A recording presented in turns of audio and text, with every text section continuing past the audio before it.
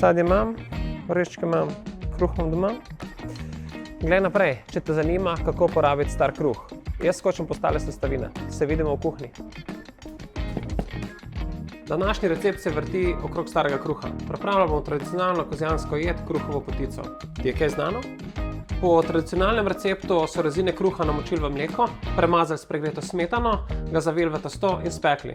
Mi smo recept malo poenostavili in posodobili. Kruh zrežemo na kocke in ga namočimo v mleko in smetano.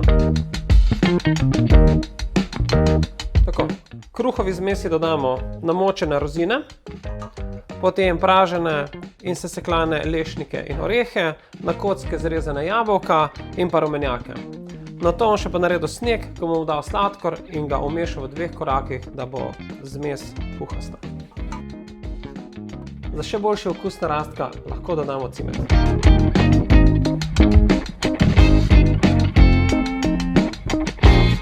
Modelčke smo premazali z maslom, jih napolnimo s kruhovo zmesjo in jih damo v pečico za približno 15 minut na 180–190 stopinj Celzija.